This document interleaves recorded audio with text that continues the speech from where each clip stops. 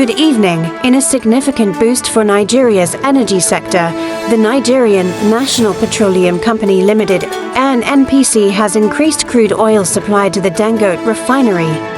Sources confirm that the refinery will now receive 7 crude cargoes for May loading, up from 5 cargoes in previous months. This move comes as global oil supply faces disruption due to the ongoing conflict in the Middle East, which has pushed fuel prices higher across Africa. The increased allocation is expected to help the 650,000 barrels per day refinery ramp up production of refined products such as petrol, diesel, and jet fuel, thereby reducing Nigeria's dependence on imported fuel. Dangote Refinery officials had earlier complained of receiving far below the required 13 to 15 cargoes monthly.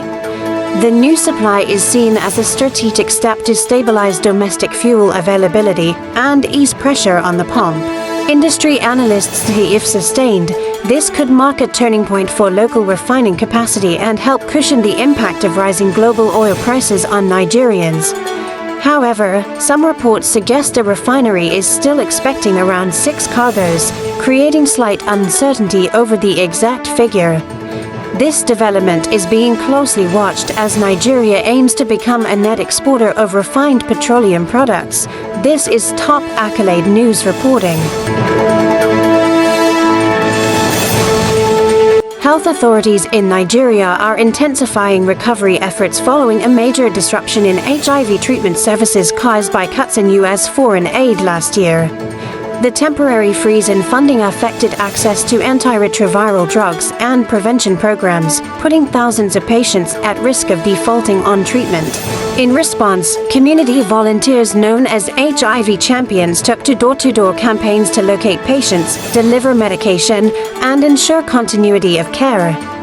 Their efforts helped bring back over 3,000 patients who had stopped treatment.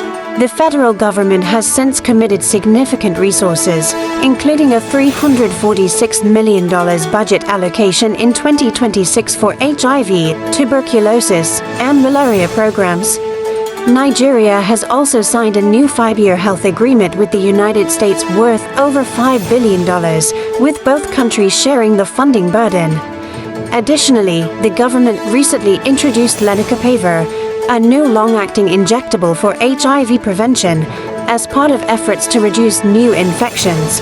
Health experts say while progress is being made, sustained domestic funding and community involvement will be critical to achieving Nigeria's HIV targets. This story highlights both the challenges and resilience in Nigeria's fight against HIV. Controversy in international football as Super Eagles midfielder Alex Iwobi was sent off in dramatic fashion during Nigeria's friendly match against Jordan.